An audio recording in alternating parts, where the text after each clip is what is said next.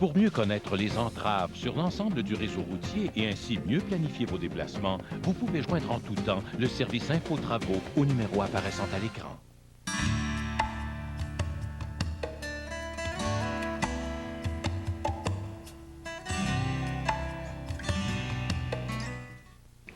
J'ai essayé toutes sortes de trucs.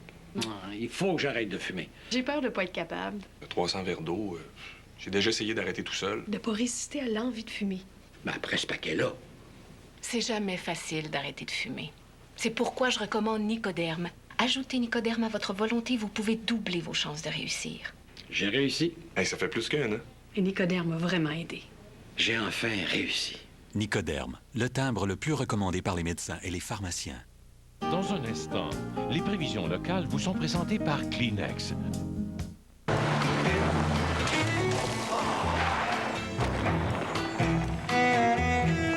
Peu importe ce qui vous arrive dans la vie, il y a le pratique emballage de Kleenex. Heureusement, il y a les mouchoirs Kleenex. Ces prévisions locales vous sont présentées par Kleenex. Heureusement, il y a les mouchoirs Kleenex.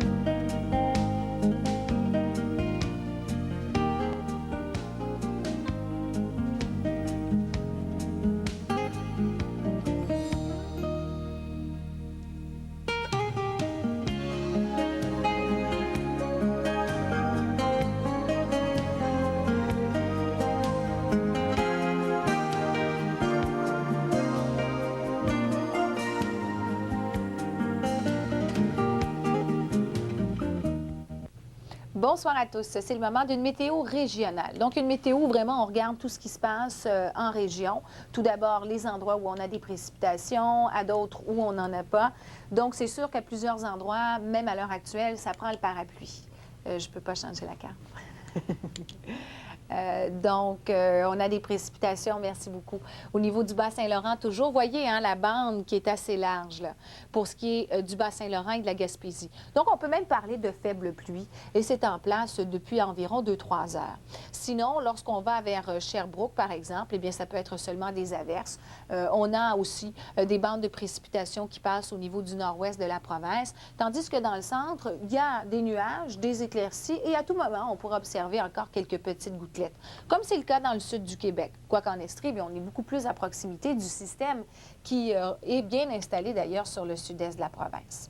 Donc, demain matin, le système continue de remonter, oui, le front chaud, mais il y a la dépression, le centre de cette dépression qui gagne le sud-est de la province. Donc, ce que ça donne, c'est des nuages et des averses dispersées pour tout le sud, en allant jusqu'à Québec, jusqu'à Saguenay et jusqu'à Rimouski. En Gaspésie, en principe, on devrait avoir des nuages et des éclaircies. Quelques averses encore pour le Nouveau-Brunswick. Et vers cette île, si on a quelque chose, eh bien, ce serait vraiment, vraiment très isolé. C'est plutôt des nuages et des éclaircies qu'on retrouvera chez vous, comme ce sera le cas aussi vers Val-d'Or, là où également on pourrait observer quelques petites averses. Demain matin, soyez prudents parce qu'à proximité de Planteau, d'eau vers Montréal, vers Québec, vers les Laurentides, on pourrait avoir un brouillard quand même assez dense. Donc, en après-midi, à Val-d'Or, on garde les risques d'averses. On ajoute aussi un risque d'orage qui est présent pour Tremblant, Gatineau, Montréal, Sherbrooke et Québec. On a donc encore des nuages et des averses plutôt dispersées au menu pour le sud-ouest et le centre. Averses dispersées pour le Bas-Saint-Laurent et Moncton. Quelques éclaircies, oui, très belles à cette île. Petite possibilité d'averses, alors qu'en Gaspésie, il y a un bon retour nuageux. Les maximums sont autour des normales, mais avec le taux d'humidité, eh bien, on les rattrape et même on les dépasse grandement. Alors, ça pourrait ressembler un petit peu à la journée qu'on a vécue aujourd'hui, parce qu'en plus d'avoir ce taux d'humidité élevé, on a un mercure similaire et on maintient les vents nord-est à 10-20 km à l'heure. Donc, on y va avec une météo 101.